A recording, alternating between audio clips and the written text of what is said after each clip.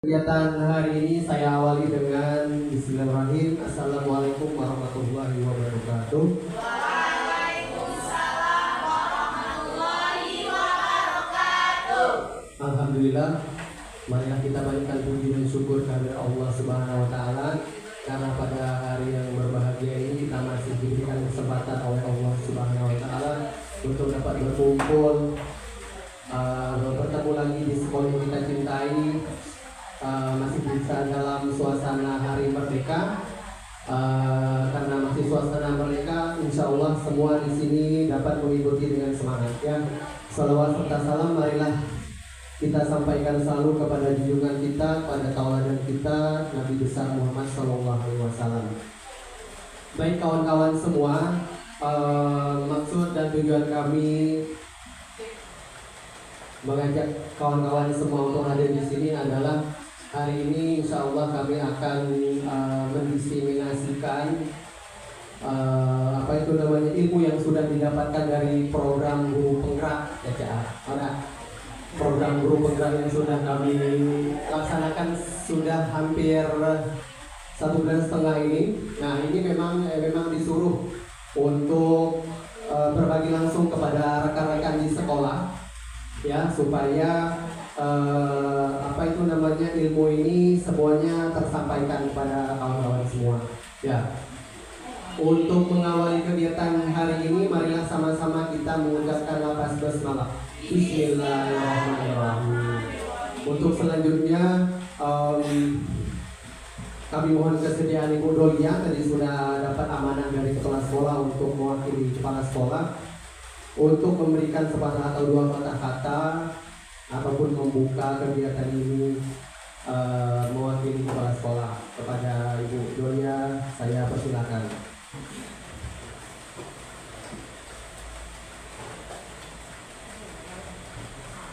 Assalamualaikum warahmatullahi wabarakatuh. Waalaikumsalam warahmatullahi wabarakatuh. Pertama-tama puji dan syukur kita ucapkan kehadiran Allah Subhanahu wa taala, karena berkah dan hadirannya juga kita dapat berkumpul di sini sama-sama untuk mengikuti diseminasi kegiatan calon guru penggerak budaya positif. Di sini saya mewakili kepala sekolah yang kebetulan tidak dapat hadir karena ada kegiatan rapat. Baiklah, kepada rekan-rekan guru semua, tentunya ini adalah hal positif yang dapat kita ikuti bersama. Mari sama-sama kita saksikan kegiatan diseminasi budaya positif dari calon guru penggerak Bapak Ahmad Rizal Bakri dan Ibu Dewi Afriani. Semoga kita mendapat, setelah kita mengikuti ini, kita mendapat hal-hal yang positif, yang baik untuk sekolah kita. Demikian sambutan dari saya. Ya, terima kasih kepada Ibu Dolia, luar biasa. Tepuk tangan dulu untuk Ibu Dolia yang sudah mewakili pembukaan untuk kegiatan hari ini ya. Baik, terima kasih. Selamat datang Ibu Sutarti, silakan menempati tempat dulu yang sudah disediakan. Baik kawan-kawan semua, insya Allah kegiatan ini akan berlangsung sekitar 45 menit ya, bisa jadi lebih nanti, karena kita memang benar-benar mau menyampaikan ini secara langsung pada kawan-kawan.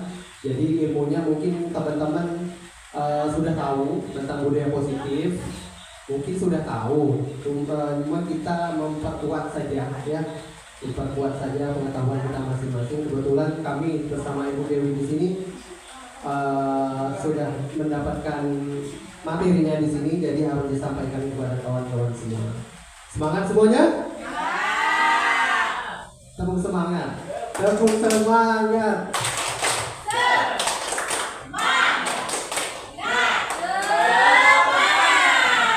Terima kasih. Bu Elisa, habis semangat Bu Elisa. Dalam kondisi seperti itu ya, mudah-mudahan semangat semuanya. Baik, kawan-kawan semua, sebelum diseminasi ini disampaikan, saya mau menyampaikan di sini bahwa saya sama Ibu Dewi di sini ya, berdiri di sini bukan berarti kami berdua ini hebat ya. Bukan berarti saya sama Ibu Dewi ini mahasiswa ini muda ya, bukan berarti lebih unggul, tidak ya. Saya sama Ibu Dewi di sini sama seperti kawan-kawan semua. Kita semua adalah guru di sekolah yang kita cintai ini. Satu tujuan kita yaitu menjadikan sekolah kita ini menjadi sekolah yang lebih maju ya, lebih baik untuk kedepannya. Jadi kita samakan visi kita bahwa tidak ada yang lebih pintar, tidak ada yang lebih unggul ya, tidak ada yang menonjol di sini, semuanya kita sama.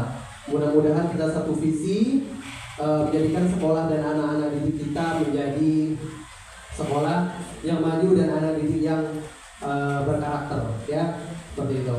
Nah, untuk kegiatan ini setelah kami mengikuti kegiatan GP ini ya, saya berharap nanti untuk kawan-kawan semua, jika ada nanti misalnya pembukaan lagi untuk pendidikan guru penggerak, kami berharap sekali kawan-kawan semuanya ikut ya, ikut semuanya, karena insya Allah akan ada banyak sekali ilmu yang ada di sana. Saya juga tidak menyangka selama 1 bulan lebih di situ ada banyak yang kurang pada diri saya ya. Ternyata setelah di situ, oh ternyata kita harus begini, kita harus begitu ya. Pak Fikri mungkin nanti ya, Pak Fikri orangnya inovatif sekali, cocok.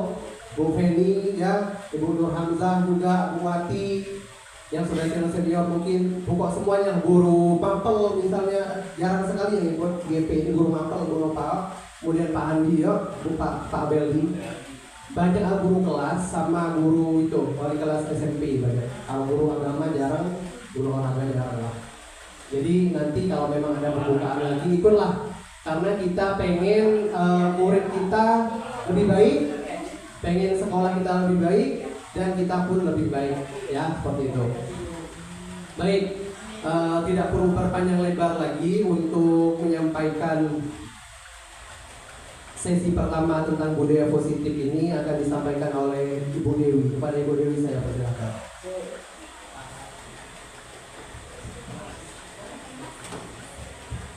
Ya. Assalamualaikum warahmatullahi wabarakatuh.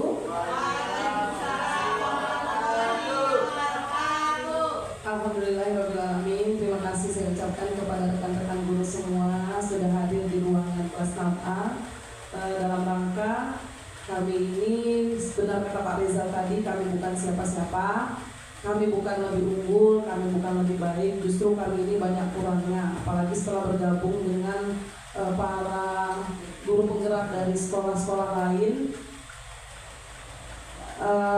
makin kelihatan, makin banyak kurangnya, makin banyak alfanya, makin banyak sekali yang harus kami pelajari ternyata dari apa yang sudah, walaupun ngomong belasan tahun sudah ngajar seperti saya, ternyata masih nol besar dalam hal pendidikan.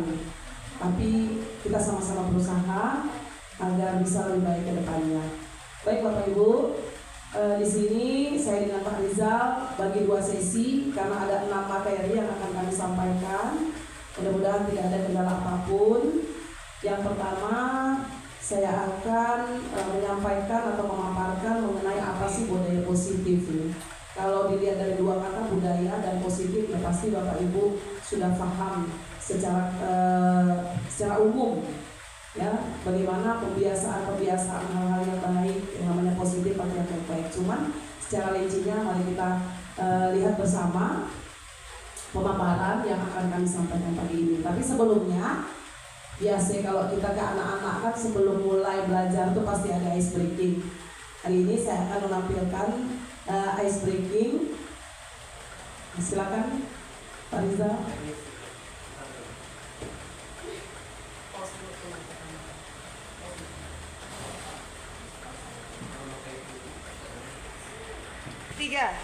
Ya, baik Bapak Ibu semua, sebelum kita mulai, kita ice breaking dulu.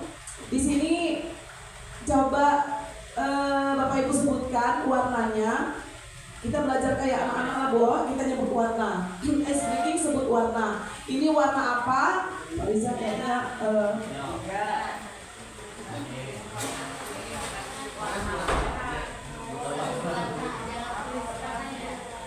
ya baik, aturannya sederhana Bapak Ibu, sebutkan warnanya jangan tulisannya. Ya kita mulai ya. Contoh, ini apa? Hitam, jangan kuning. Oke, mari kita semua bermain. Silakan Pak Rizal. Level muda. Sebutkan. Sebutkan. Lagi. Kemudian.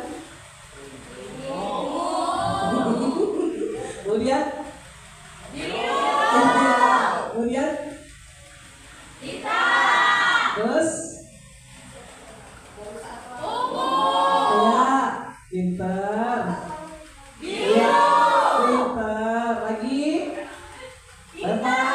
Level sedang. Tahan emosi. Tahan emosi. Ini level sedang. Lanjut, lanjut. Ayo. Ayo. Ayo. Ayo. Ayo. Lanjut. Lanjut. Ya, lanjut. Ayo.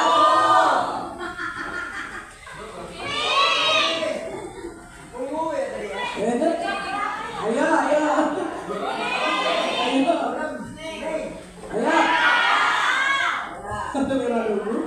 Level sulit. Kita masuk ke level berikutnya. Enggak.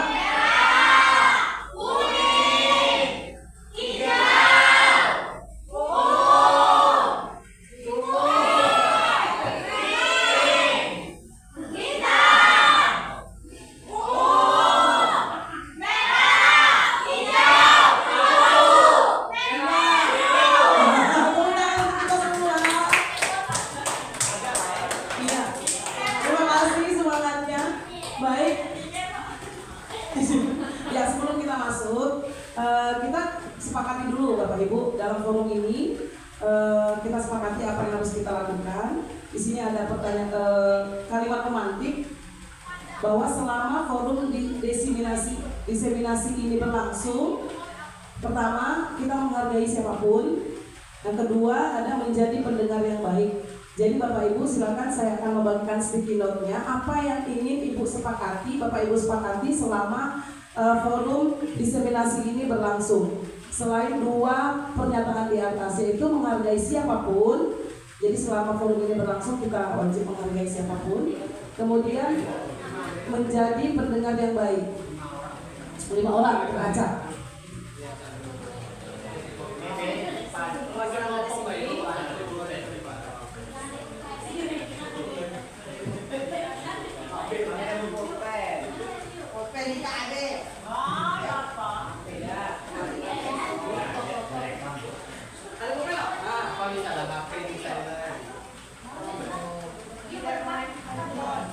Boleh ditempelkan di karton.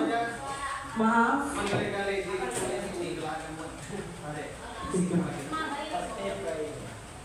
Ya, Pak Rizal ini turun ke bawah. Menjadi pendengar yang baik. Tempel, boleh tempel ke depan apa ini? Turun ke bawah.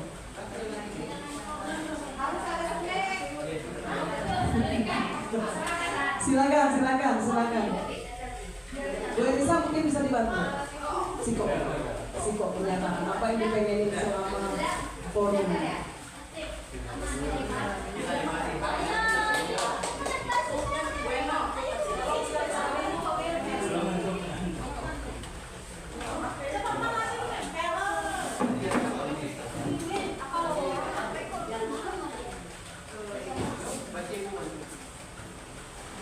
Sudah semua?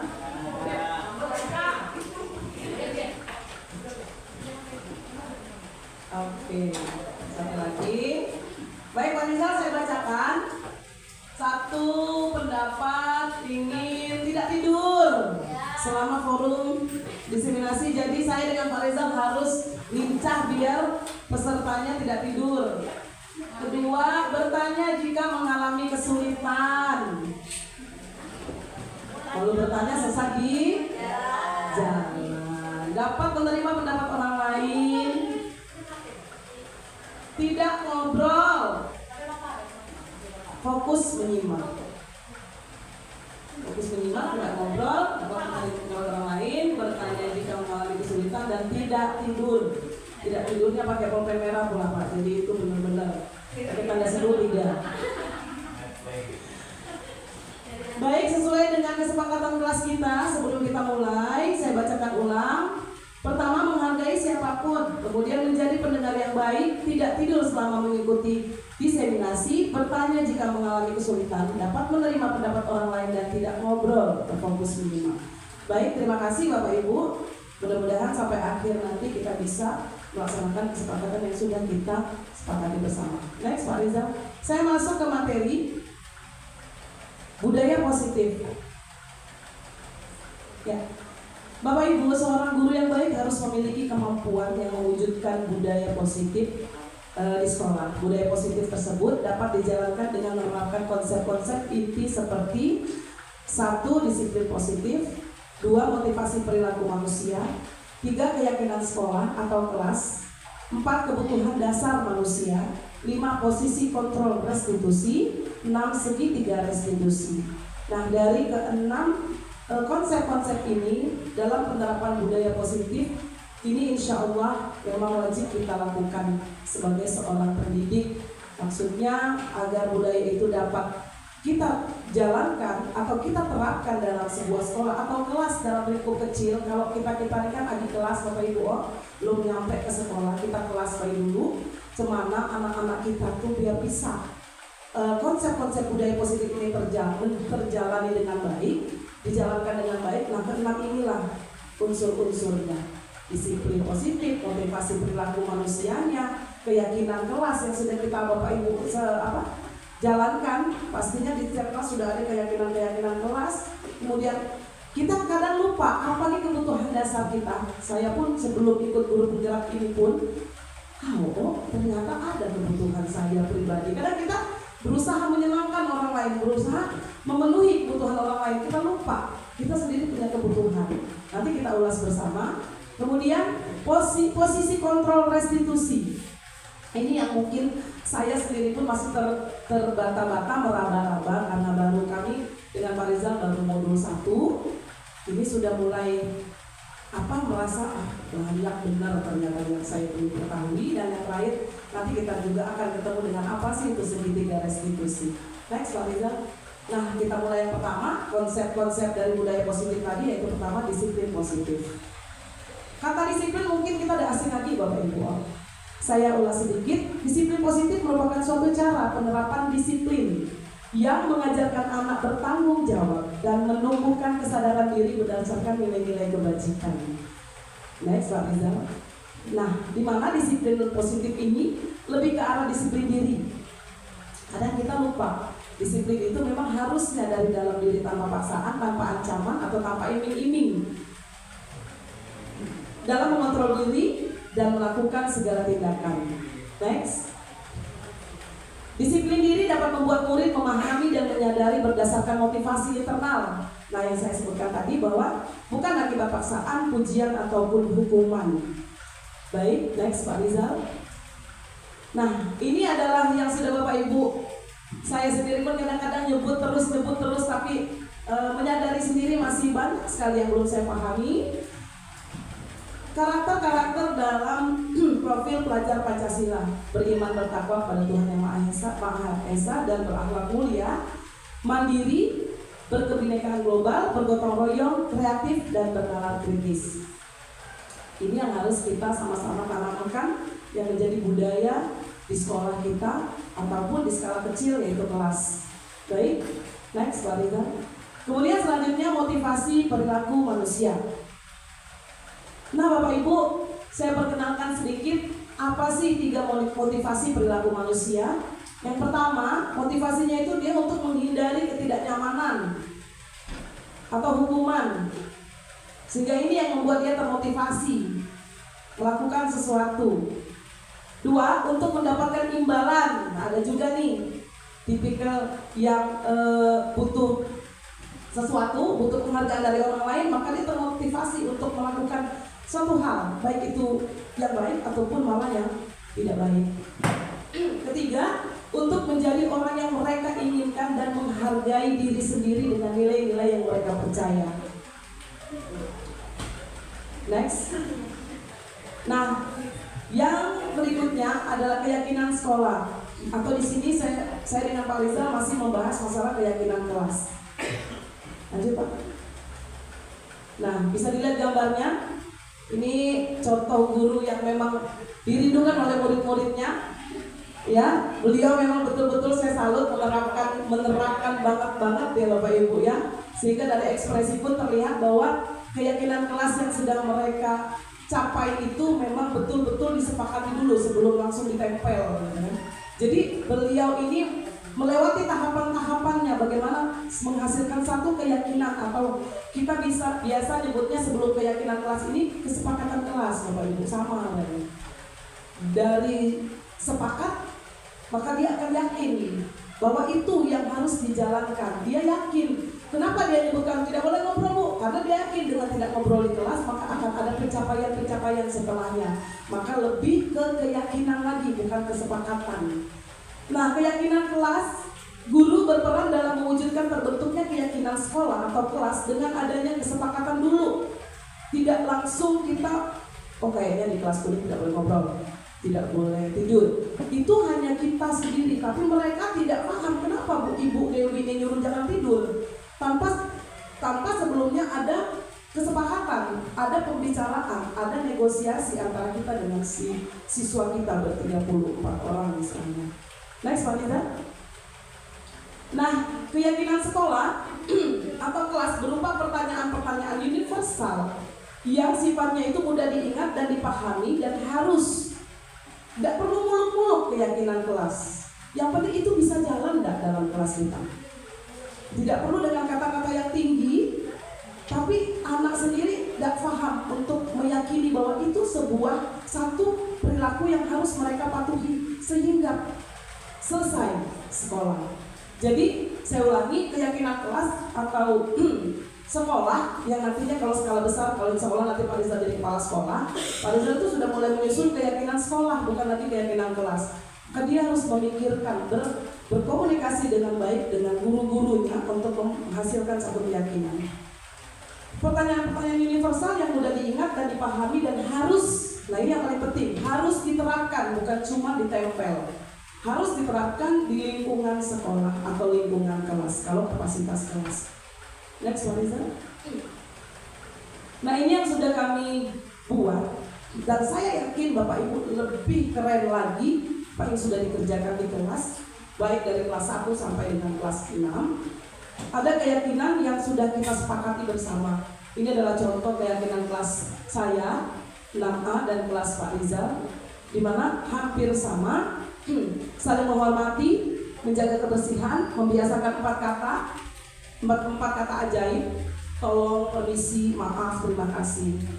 Mungkin itu sudah sering kita sampaikan ke anak, tapi ketika mereka sendiri yang meminta itu menjadi suatu keyakinan, suatu kesepakatan, insya Allah itu menjadi tanggung jawab dia untuk ketika dilanggar, maka akan ada pertanyaan dari Pak Rizal. Nah, ini kan kesepakatan yang sudah kita sepakati. Kalau dilanggar, kamu sendiri yang melanggar. Itu bagaimana konsekuensi yang sudah disepakati oleh Pak Rizal dengan murid-muridnya. Patuh pada peraturan dan berbicara sopan. Nah, itu ini adalah contoh-contoh keyakinan kelas yang sudah kami berdua buat. Terima kasih. Ini kata-kata yang paling saya tunggu-tunggu dari tadi, karena sesi saya sudah selesai. Baik Bapak Ibu, terima kasih perhatiannya selama saya memaparkan. Mudah-mudahan membawa manfaat bagi kita semua. Saya pribadi khususnya untuk berubah menjadi lebih baik lagi, dan Bapak Ibu semua saya mohon maaf, tidak ada maksud untuk menggurui ataupun mendahului ataupun dianggap lebih bagaimana tidak. Tapi ini salah satu, jujur ini sebenarnya untuk pemenuhan tugas. Tapi tidak lain juga kami berharap mudah-mudahan ada amal yang terselip dari apa yang kami sampaikan. Ya, berikutnya saya akan serahkan kepada rekan saya yang luar biasa hebat, Bapak Ahmad Rizal.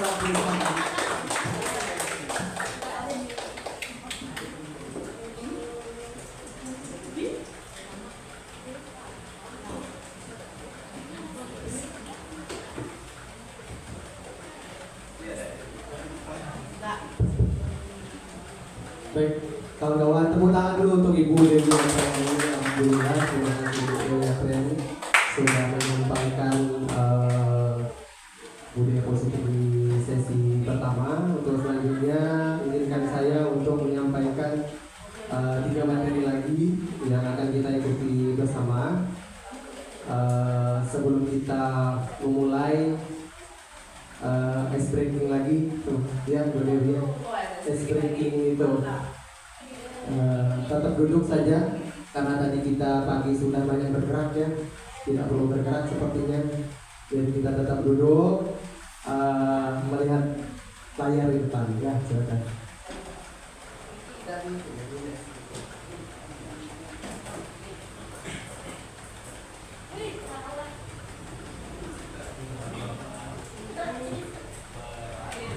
Silakan di sini kita fokus untuk menjawab nama negara ya berdasarkan gambar yang terdapat di sana. Ini gampang sih sebenarnya. Nanti karena gampang, sini next. Ya, sabar. Baik, belum mulai ya. Baik. Mudah-mudahan dengan ice break ini lebih menyemangati Bapak dan Ibu dan lebih konsentrasi mengikuti kegiatan ini ya. Semangat lagi tentunya. Ya, benar. Oke, kita mulai. Ini nama negara, ada gambar ikan, hanya diganti dengan huruf R. Ya, benar. Bagus. Semangat.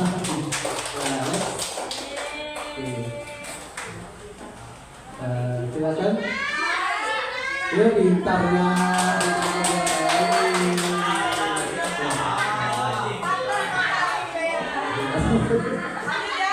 Lanjut ya. Ready.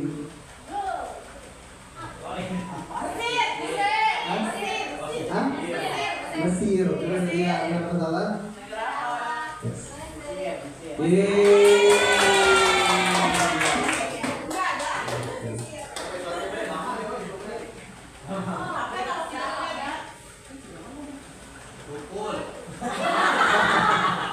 Apa rukun?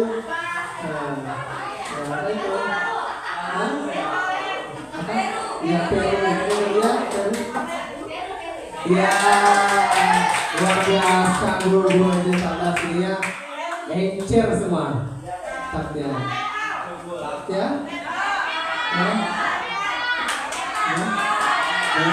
iya.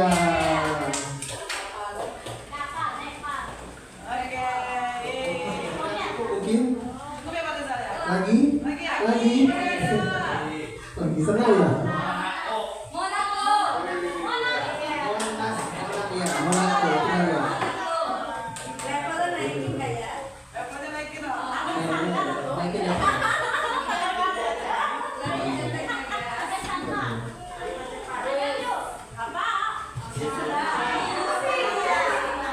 Ya, berarti. Ya. Coba kita lihat dulu tidak. Coba kita lihat tidak. Ya, harusnya.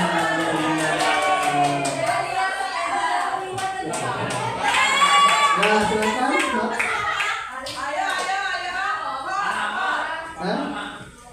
Panama. Coba kita lihat.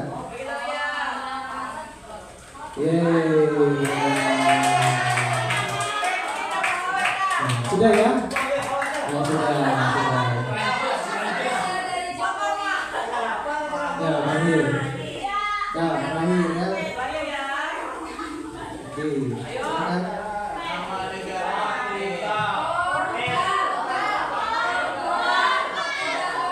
Tunggal. Terlihat. Sudah cukup. Tepuk tangan untuk kita semua. Dapat sepeda. Dapat sepeda ya.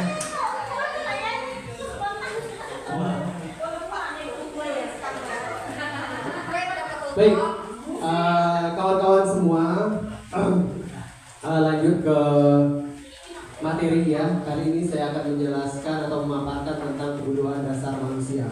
Ya, kebutuhan dasar. Kebutuhan dasar itu apa? Ya udah. Kalau nggak bisa, kalau misalnya susah untuk mendefinisikan kebutuhan dasar, kira-kira coba direnung. Kira-kira kawan-kawan kebutuhannya apa? Selain BU. Ya, selain uang ya. Ya, coba.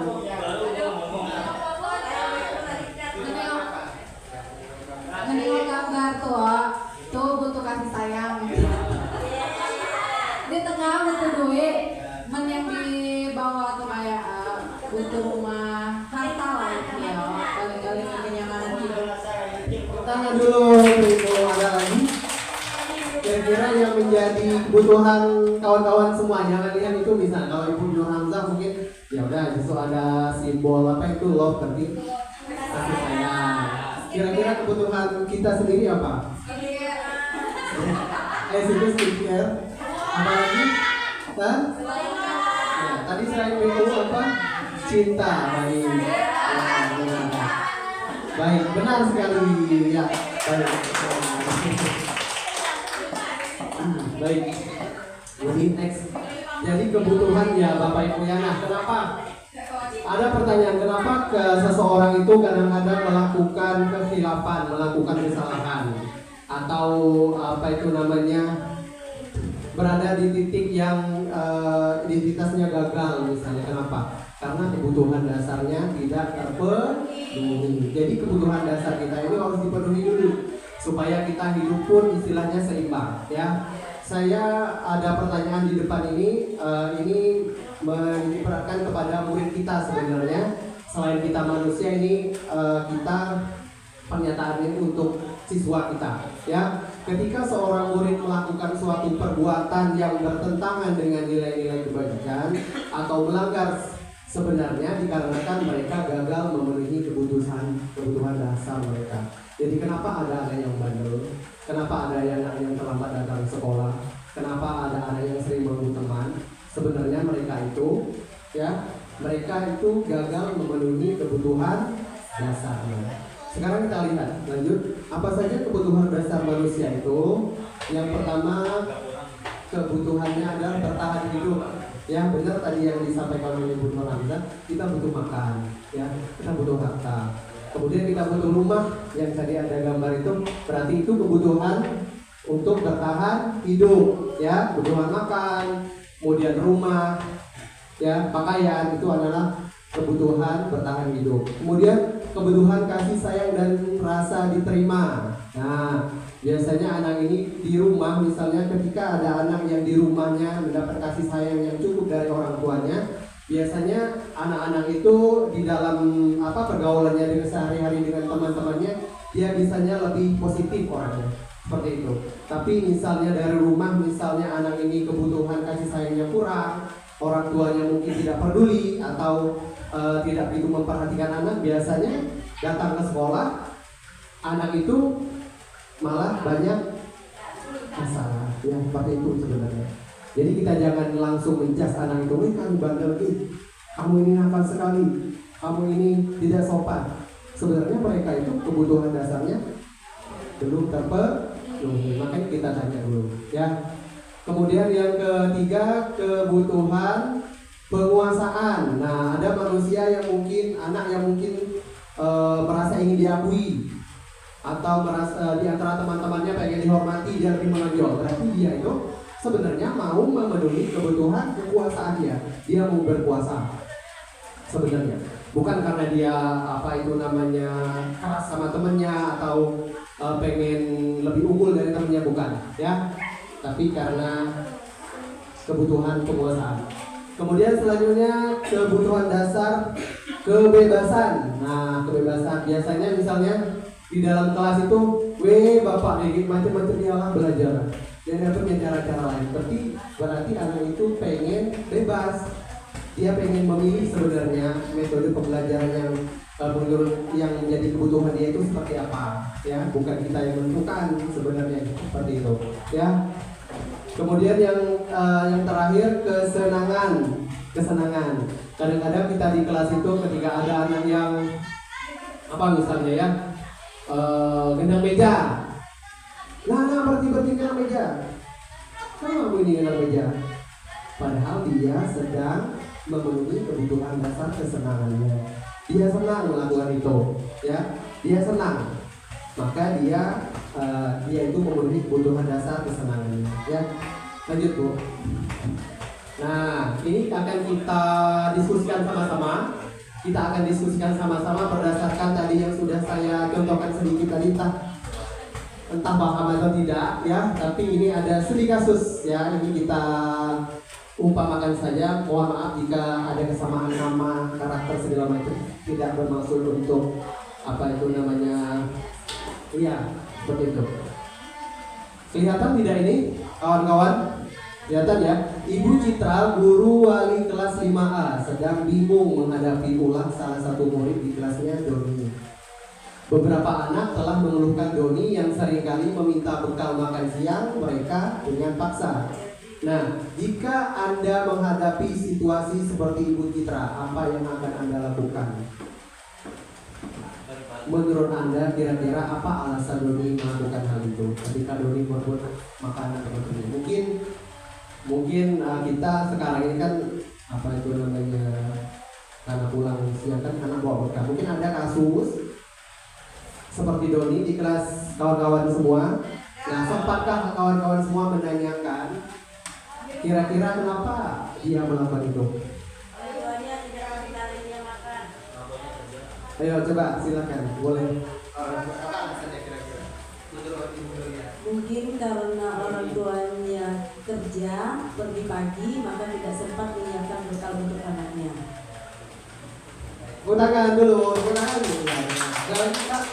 Kira-kira apa? Siapa lagi? Mungkin orang tuanya tidak sempat membawakan bekal. Oke, salah satunya. Yang lain? Tadi misalnya kita kaitkan dengan kebutuhan dasar tadi misalnya. Kira-kira. Ada lagi? Tidak lagi? Hah? Bapakku ke laut. Bapakku ke laut. Ya, ada pengalaman. Kenapa nggak bawa bekal di rumah, pisah gitu, sama orang tuanya pisah, tinggalnya sama kakek sama bapaknya kemana, ke laut udah belum pulang, jadi kayak gitu. Dari rumah ya, jadi nggak bisa. Oke, baik. Ya, baik, next Bu. Coba kita lihat kira-kira apa alasannya. Oke, yang pertama ya, Doni memaksa meminta bekal temannya mungkin karena dia lapar. Benar, saya Ibu Gloria tadi. Orang tuanya tidak membawakannya bekal makan siang. Maka ketika ada alasan seperti ini, maka kebutuhan dasar yang berusaha ia penuhi adalah kebutuhan untuk bertahan hidup. Berarti berhubungan dengan makanan tadi adalah kebutuhan untuk bertahan hidup. Oke, kita lihat alasan yang kedua. Nah, mungkin dia bawa bekal, tapi dia hanya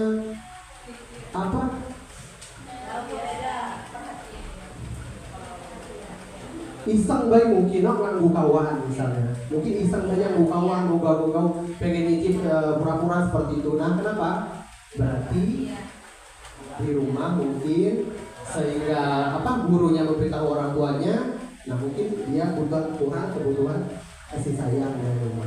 Biasanya kan kalau ada anak yang bermasalah kan guru manggil orang tua, ya kan? Nah, ketika orang tuanya datang, mungkin dia senang. Berarti anak membutuhkan kebutuhan kasih sayang dan rasa diterima, ya. Oke, dari kasus tadi ada 5 alasan sebenarnya. Coba lanjut, Bu. Oke, alasan yang ketiga, karena temannya jadi takut dengan dia dan menuruti keinginannya, maka sebenarnya Doni sedang berusaha memenuhi kebutuhan dasarnya, yaitu kekuasaan. Nah, mungkin dia melakukan itu supaya kawannya takut ya, atau supaya temannya itu segan sama ya, berarti Doni sedang berusaha memenuhi kebutuhan dasarnya akan kekuasaan. Lanjut. Alasan yang keempat, karena dia merasa bosan dengan bekal makanan yang dibawakan oleh ibunya dari rumah. Mungkin hari ini mungkin ayam goreng, besoknya ayam goreng, kemudian pas hari kejadian misalnya ayam goreng lagi ternyata, terus dia ganggu temennya. Nah berarti maka Doni itu dia merasa bosan dengan makanan yang dibuat oleh orang tuanya, maka dia berusaha memenuhi kebutuhannya akan kebebasan. Kemudian yang terakhir, nah ini iseng lagi. Iseng saja dan dia menikmati ekspresi wajah teman-temannya yang kesal. Ketika ada teman yang kesal, dia justru senang, dia justru tertawa gitu. Berarti Doni sedang berusaha memenuhi kebutuhan akan kesenangan. Ya seperti itu ya. Inilah kebutuhan dasar manusia, ada 5. Kira-kira kalau di sekolah kita ada kejadian seperti apa supaya kita identifikasi kebutuhan dasarnya apa? Enggak kok. Next saja. Ya udah, next saja. Oke, posisi kontrol restitusi. Let's go. Ini materi yang kedua, restitusi. Pernah dengar restitusi Bapak dan Ibu? Sudah pernah? Belum.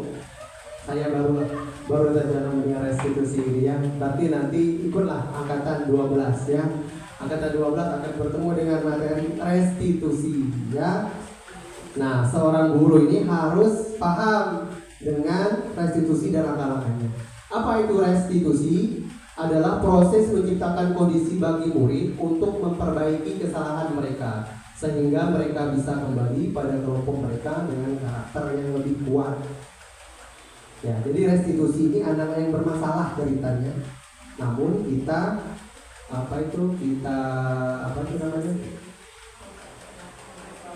Iya, kita netralisir dia supaya menjadi anak yang lebih baik, lebih kuat karakternya ya.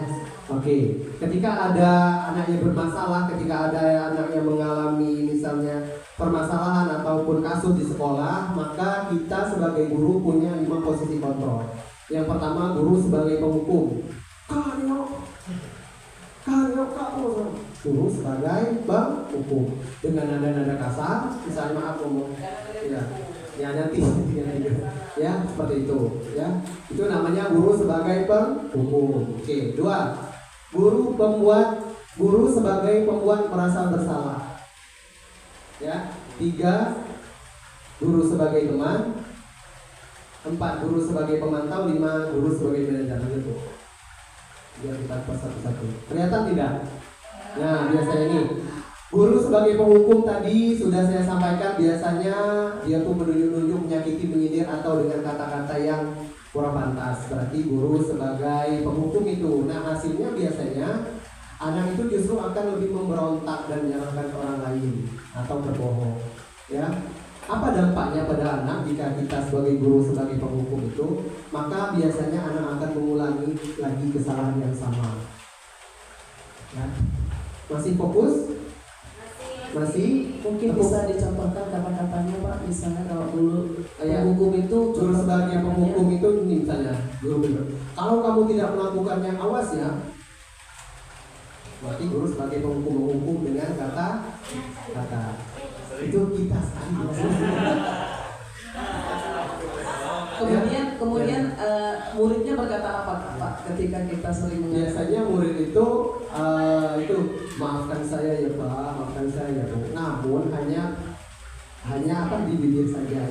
Biarkan saja. Biarkan nanti saja. juga marah-marah lagi. Anak akan mengulang lagi. Ya, seperti itu. Oke. 2, guru sebagai pembuat merasa bersalah, berceramah gurunya mungkin dengan nada yang lebih halus, tidak dengan nada yang tinggi. Contohnya misalnya, kamu ini membuat Bapak ini stres Bapak doang kan? Berarti anak Bapak kecewa sama kamu. Bapak kecewa sama kamu. Berarti itu membuat rasa anak berarti bersalah. anak itu semakin merasa bersalah, ya. Gurunya berkata bagaimana Pak? Ya. Kamu itu seharusnya kan kamu sudah tahu, ibu ini capek sekali, nak, ibu stres. Ya, ujung-ujungnya hasilnya anak menjadi rendah diri, ya, seperti itu. Oke. Kemudian guru sebagai teman. Nah, guru sebagai teman biasanya berbicara dengan yang santai, ya. Guru sebagai teman. Bisa guru itu sebagai teman. Ayolah, misalnya lakukan ini demi ibu, demi bapak, ya. Kamu kan ingat dulu bapak pernah bantu kamu kan?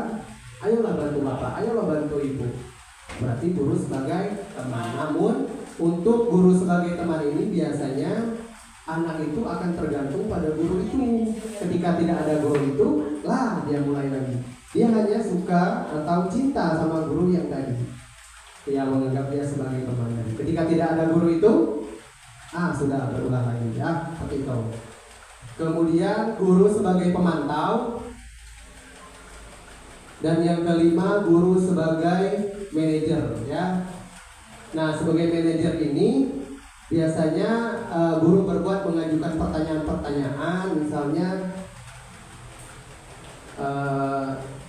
sudah kita buat keyakinan kelas misalnya. Kamu ingat tidak dengan keyakinan kelas yang sudah kita sepakati? Ingat, Pak. Kita tidak boleh datang terlambat. Nah, kenapa kamu datang terlambat? Seperti itu, tanya seperti itu. Terus kita cari solusi secara bersama. Kalau guru sebagai manajer tadi, kita cari solusi bersama dengan anak. Anaklah yang mencari solusi dari dalam dirinya. Ya, kita hanya membantu anak untuk menyelesaikan masalahnya. Ya, lanjut. Nah, dari kelima posisi kontrol restitusi ini, sebaiknya seorang guru menggunakan posisi kontrol sebagai manajer. Nah, jadi bukan sebagai penghukum, bukan sebagai teman, bukan sebagai pemantau, dan bukan sebagai pembuat merasa bersalah. Kita disuruh untuk memposisikan kita sebagai manajer. Apa yang harus kita lakukan? Sebagai manajer, guru dapat berbuat sesuatu bersama murid, mempersilahkan murid bertanggung jawab dan mendukung murid agar dapat menemukan solusi. Ya, jadi bukan dengan ekspresi wajah yang misalnya matanya melotot atau misalnya giginya tidur, gitu. Coba lihat ekspresi ibu ini, ya, sama muridnya. Ya, lihat. Nah, seperti inilah, ya. Sebenarnya ini video kegiatan restitusi dan pas sekali di capture mungkin, ya. Sehingga seperti inilah sebenarnya posisi manajer antara guru dan siswa. Ya, seperti inilah sebenarnya. Jadi anak itu menemukan menyadari kesalahannya dan dia menemukan solusi dari permasalahan yang dia lakukan, tentunya dengan dipandu oleh guru atau diarahkan oleh guru. Nah, seperti itu. Lanjut, Bu. Nah, kalau ini ya sama, beda ekspresi, tapi seperti inilah sebenarnya kita posisi kontrol kita sebagai guru, ya. Kita diharapkan menjadi seorang manajer. Selain itu, posisi manajer mengacu pada restitusi yang dapat menjadikan murid sebagai manajer bagi dirinya sendiri, sehingga dapat tercipta identitas positif pada murid. Ya, lanjut. Oke, materi terakhir ya, segitiga restitusi. Nah, restitusi, ya. Tahapan dalam segitiga restitusi: 1. Menstabilkan identitas. 2. Validasi tindakan yang salah. Dan 3. Menanyakan keyakinan. Nah, ketika kita menangani siswa yang bermasalah, kita diharapkan untuk menggunakan tahapan-tahapan dalam segitiga restitusi ini, ya. Jadi jangan istilahnya langsung menghukum atau langsung konsekuensinya tidak, tapi kita harus menggunakan tahapan-tahapan dalam segitiga restitusi. Yang pertama, menstabilkan identitas anak dulu. Yang kedua, validasi tindakan yang salah. Dan yang ketiga, menanyakan keyakinan. Dalam menstabilkan identitas dilakukan berdasarkan prinsip bahwa membuat kesalahan adalah bagian dari proses pembelajaran yang nantinya akan menggeser identitas gagal ke identitas yang lebih sukses. Nah, Biasanya pada tahap menstabilkan identitas ini guru akan berkata misalnya ketika ada anak yang berbuat salah misalnya, tidak apa-apa kamu berbuat kesalahan. Nah, salah itu adalah manusiawi. Semua orang mungkin pernah melakukan kesalahan yang sama seperti itu. Nah, itu namanya menstabilkan identitas ya. Kemudian validasi tindakan yang salah dilakukan berdasarkan prinsip bahwa setiap perilaku berupaya memenuhi suatu kebutuhan tertentu, sehingga guru atau orang tua akan bergeser dari pemikiran stimulus respon menjadi proaktif, serta akan lebih mengenali dan mengakui kebutuhan murid atau anak. Biasanya kalimat yang disampaikan ketika validasi tindakan yang salah ini, biasanya ketika memvalidasi tindakan yang salah, kamu pasti punya alasan mengapa kamu melakukannya. Nah, kita tanya dulu alasannya kenapa, ya. Mungkin karena kebutuhan dasar tadi. Nah, kamu boleh, misalnya pada saat dia bermasalah, misalnya membentak temannya, entah sudah seperti itu, jadi berkelahi misalnya. Nah, kamu boleh mempertahankan sikap itu, tapi kamu harus menambah sikap yang baru. Maksudnya jangan apa di sini ya. Kalau membentak ya sudah membentak saja, jangan ke arah yang lebih lagi misalnya memukul seperti itu. Jadi kita harus sampaikan ke anak, kamu boleh mempertahankan sikap itu, tapi Bapak berharap kamu harus menambah sikap yang baru. Maksudnya harus lebih baik ya. Maukah kamu belajar cara lain untuk mendapatkan yang kamu butuhkan tanpa harus memukul? Nah, tanyakanlah seperti itu ke anak dalam memvalidasi tindakan yang salah.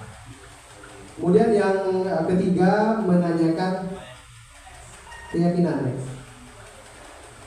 Dilakukan dengan memberi pertanyaan-pertanyaan bermakna kepada murid atau anak untuk memunculkan motivasi secara intrinsik sehingga mampu mengaitkan keyakinannya dengan tindakan yang salah. Nah, dalam menanyakan keyakinan, misalnya kawan-kawan menanyakan apa nilai yang kita percaya di sekolah kita. Ini Dimas, kamu tahu tidak disiplin itu penting? Kan kemarin kan Dimas kan terlambat ceritanya karena antara adiknya ke TK, jadi dia terlambat datang ke sekolah, jadi saya restitusi dia. Jadi alasan dia karena mengantarkan adiknya ke TK dulu Pak, kata dia. Ya. Berarti Dimas sudah melanggar apa? Kesepakatan kita disiplin ya Dimas. Iya Pak. Kamu paham tidak Dimas kalau disiplin itu penting buat kita? Kamu tahu tidak Dimas bahwa disiplin itu penting buat kita? Tahu Pak. Kalau kamu tahu, apa yang harus kamu lakukan supaya kamu bisa disiplin? Nah, tanya-tanyalah seperti itu sehingga nanti anak akan termotivasi dalam dirinya supaya bersikap disiplin ya. Kamu ingin jadi anak seperti apa? Apa yang kamu rasakan ketika kamu melakukan itu? Kamu menjadi orang yang seperti apa? Nah, kita tanya-tanya seperti itu. Baik. Seorang guru yang baik harus memiliki kemampuan dalam mewujudkan budaya positif di sekolah. Budaya positif tersebut dapat dijalankan dengan menerapkan konsep-konsep inti seperti disiplin positif, motivasi perilaku manusia, keyakinan sekolah atau keyakinan kelas, kebutuhan dasar manusia, posisi kontrol restitusi, dan segitiga restitusi. Next. Alhamdulillah. Baik, terima kasih Pak. Kawan-kawan semua, ini yang dapat saya sampaikan. Yang kata bila taufiq wal hidayah. Assalamualaikum warahmatullahi wabarakatuh.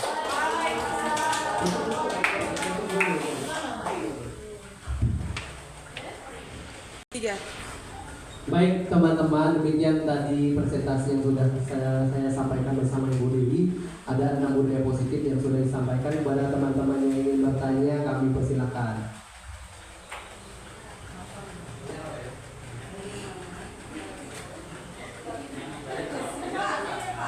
Ya, silakan Ibu, apa tanya ya.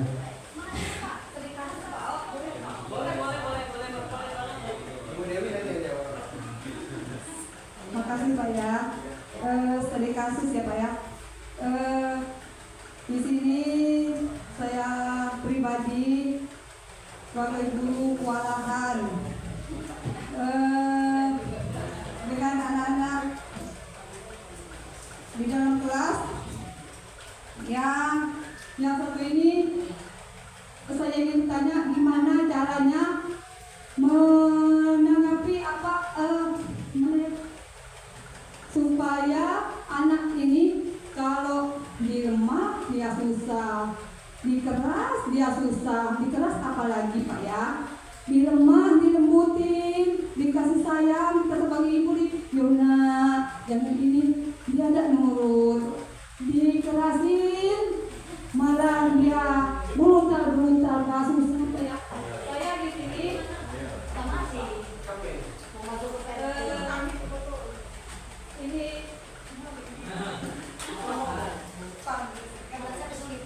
kesulitan saya Pak. Selama saya di sini di sekolah ini sudah lama ya. Baru inilah saya mendapatkan anak macam ini. Jadi tolong gimana caranya supaya anak itu sikapnya ke saya gembira, sedih ya Pak. Kayaknya saya tidak berhasil jadi guru karena anak tuh setiap kali saya suruh dia tidak nurut lah istilahnya. Tidak nurut lah sama saya. Semuanya tidak nurut.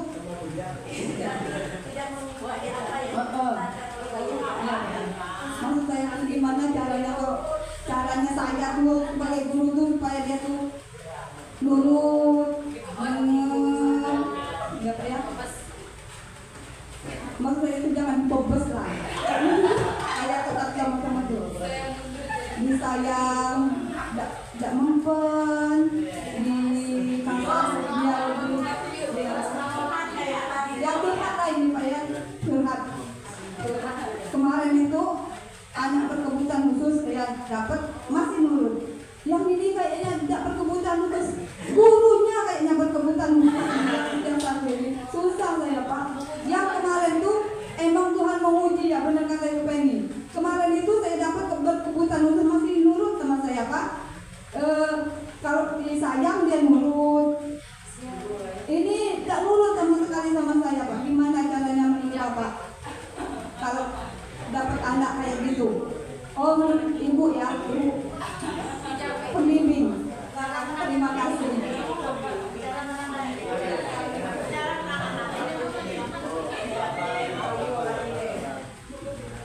Iya. Terima kasih Bu Arpa. Untuk teman-teman semua, saya di sini coba menjawab sesuai dengan apa yang sudah ditanamkan ke kami sebagai calon guru penggerak. Intinya kita sama Bu Arpa dan semua teman-teman guru penggerak mungkin hampir di seluruh Indonesia pun merasakan hal yang sama. Tidak mudah menjalani apa yang sudah ditetapkan oleh Ki Hajar Dewantara. Filosofi beliau itu ya Ingar Sosutulodo, Imadia Mongokarso, Bergurih Handayani. Tidak mudah tidak dipacak semudah kita membalikan telapak tangan. Tadi diselipin kata oleh Pak Rizal sabar. Sabar itu kunci utama. Cuma kan tanpa reaksi pun kita sesuai dengan apa yang kita inginkan. Nah ini yang pelan-pelan harus kita ubah sebenarnya. Jujur saya sendiri pun Bu Arpa masih merasa ngatasinah gitu kan. Tapi saya coba menjawab sesuai dengan materi hari ini, yaitu segitiga restitusi tadi. Jadi ada tahapan-tahapan Bu Arpa ternyata Bapak Ibu semua. Saya pun menurut guru-guru atau pengajar praktik kami di atas kami lagi, memang kami sudah memang diminta untuk menerapkan, dilatih, karena kalau tidak dilatih segitiga restitusi ini tidak bisa jalan. Jadi pertama yang harus kita lakukan sama-sama, Bu Arpa pernah manggil dia secara khusus, menstabilkan identitas dia. Maksudnya kenapa dia sampai berbuat macam itu? Cuma memang berkali-kali aku sampaikan bahwa tidak mudah karena Kalau murid kita di kelas itu cuma 10-15 orang masih bisa terpantau, karena memang inilah kondisi kita sekolah negeri.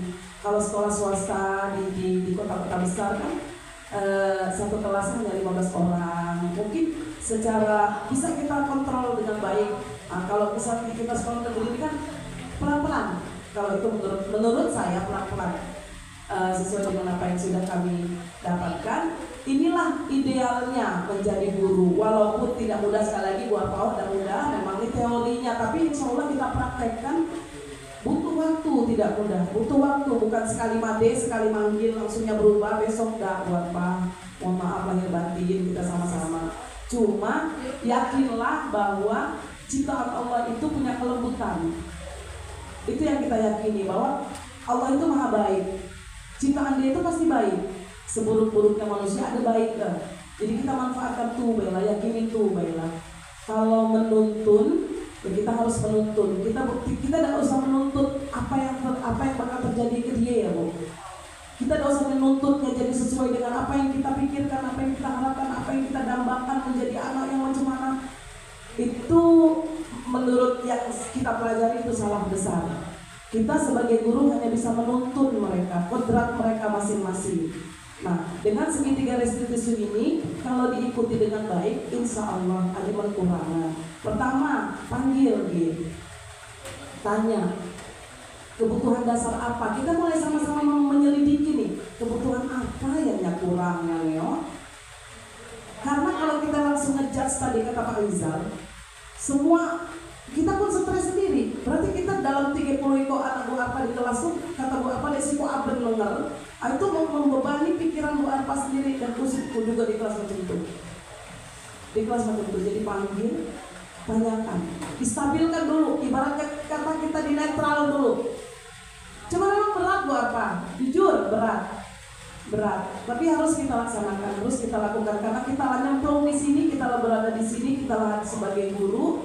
Inilah kita dengan segala macam kekurangan, kita harus lebih di depan mereka. Kita harus kayak dewa di depan mereka tanpa cacat. Padahal kita ada masalah di rumah. Kita berat hidup sebenarnya. Tapi sekali lagi tidak menyepelekan siapapun. Ini untukku sendiri, pemahamanku sendiri. Inilah yang harus kita lakukan. Setelah kita stabilkan, kita validasi tindakan dia yang salah melalui keyakinan kelas yang sudah kita sepakati bersama. Misalnya dia melanggar, kalau contoh Pak Rizal tadi itu, iya, dia ngomong kurang ajar. Kalau saya kemarin Bu Arpa, anak tuh telat hadir. Kemudian yang kedua tuh ngata-ngata orang tua. Selama ini kan lah jadi budaya nih di sekolah, kadang-kadang ngata mak, ngata pak. Nah, pembelaan dia setelah saya tanya, nah ngapain ya macamnya, ngapa ngata orang tua? Lagi ngata makku dulu. Kapan? Dulu Bu. Kapan dulunya? Waktu kelas 4. Itu kan ibarat dia butuh perhatian bayi sebenarnya. Sebenarnya masalah itu sepele. Setelah kita sampaikan lah, sebenarnya masalah kami sepele ya. Sampai saya ada bercanda juga Bu Arpa. Menelah pas 4 dulu nak saksi gila dinilai. Kambing sapi lah jadi korban. Kita nak minta pertanggungjawaban itu ibarat lama. Jadi kita ajak dia. Cuma memang tidak mudah Bu Arpa, apalagi kita kan punya sisi cemana sebagai manusia biasa. Setelah memvalidasi tindakan dia itu bahwa dia itu tidak benar dengan melakukan macam itu, saya bilang, nah, berkata-kata sudah selesai masalah. Nah, baru kita pancing, pernada, bikin keyakinan kelas. Nah, kalau tidak dibuat keyakinan kelas, emang susah Bu Arpa. Tapi ketika mereka pernah dilibatkan untuk berdiskusi kayak ini, ingat bahwanya pernah meyakini bahwa udah jadi kata-kata orang tua. Nah, itu yang kita balikin ke dia. Dulu siapa tuh yang ngomong nggak boleh kata pulang Bu, nah sekarang kalanggar. Tapi menurut Bu Arpa mungkin terlalu manis untuk menyelesaikan masalah. Tapi beginilah ideal. Beginilah idealnya. Kita ngomong masalah idealnya kita sebagai guru profesional. Dalam kenyataan tuh tidak semudah teori, tapi ini harus kita mulai sedikit kita harus jalankan. Apapun, memang letih buat apa? Kalau kita ngomong letih pasti letih. Tidak ada yang tidak letih, pasti letih. Apalagi notabene anak kita nih, lingkungan kita nih, kita tahu sama-sama tahu lah. Nah, yang paling efisien juga salah satu yang libatkan orang tua. Jangan sampai kita di sekolah lah menerapkan segitiga restitusi, pulang ke rumah mentah hati. Mereka tidak disiplin, makan seenak-enak. Kita harus, orang tuanya harus kita minta pertanggungjawaban bersama untuk menjalankan segitiga restitusi ini. Karena ini bukan mutlak kerjaan guru, ini juga kerjaan orang tua. Orang tua harus mulai merubah cara mendidik anak. Jadi kita balance dengan orang tua. Jangan bilang bahwa orang tua di sini bu, jangan begitu. Tetap harus kita libatkan. Cari siapa orang tuanya. Libatkan mereka, datangkan mereka, minta pertanggungjawaban ke mereka sama-sama. Karena mereka harus bertanggung jawab. Bukan menyerahkan bulat-bulat ke kita. Kita lah bentuk nih, kita lah macam ni semanis mungkin. Pulang ke rumah entah lagi itu kerja double. Ini yang kami dapatkan. Kalau kata Bu Arpa cara lemah, dia kena, cara keras dia kena. Kalau cara keras memang tidak ini. Tegas boleh Bu Arpa. Tegas jadi. Salah, benar. Tapi kalau melasah jangan.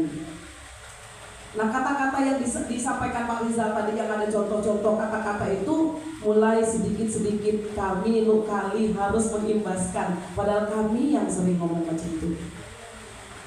Saya pribadi yang sering mengeluarkan kata-kata itu malah tertampar, tapi tidak mengapa. Tidak di manusia yang sempurna, yang penting kita berniat berubah ke hal yang lebih baik. Itu sih buat apa? Lemah gila jangan, karena memang kalau salah ya salah. Dapat jadi lemah.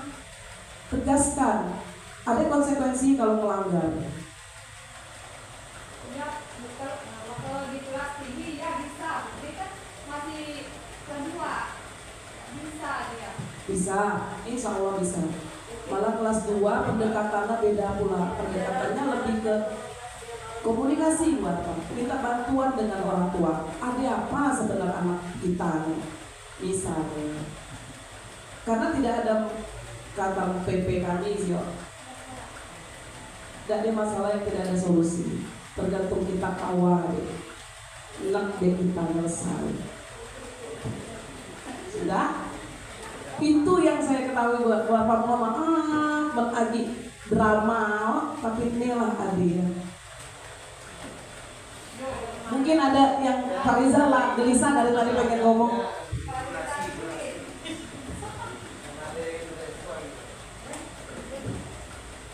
Satu lagi kawan-kawan.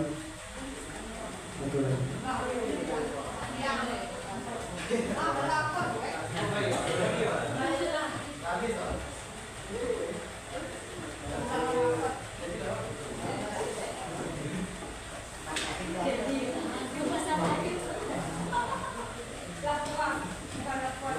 Iya, baik Bapak Ibu, kita sudah sampai di penghujung acara diseminasi budaya positif di sekolah. Mudah-mudahan walaupun dengan banyak keterbatasan kami dalam menyampaikan materi dan juga menjawab permasalahan yang ada, saya yakin dan sangat-sangat yakin percaya bahwa Bapak Ibu semua punya filosofi sesuai dengan filosofi yang ditanamkan oleh Ki Hajar Dewantara. Kalau tidak mungkin kita selamanya kawa berada di tengah-tengah anak-anak yang bukan dari rahim kita sendiri, kawan kita ngurus. Bahkan saya pernah membandingkan kepada anak-anak, coba tanya mak kamu di rumah, kawan yang ngurus Ika. Anak paling full 4 di rumah, mak Ika ngaro-ngaro dan teriak-teriak, apalagi dihadirkan 34 orang. Jadi mohon nak kita kerjasama. Ibu manusia biasa, ibu punya aturan kalau di kelas macam itu Baik Bu Arpa. Saya yakin Bu Arpa pasti lebih hebat dari saya. Cuman Bu Arpa becacak nih, nanya-nanya, Mudah-mudahan setelah ini kita semua dapat menjadi guru yang dirindukan oleh siswa-siswi kita. Amin ya rabbal alamin. Terima kasih banyak. Assalamualaikum warahmatullahi wabarakatuh.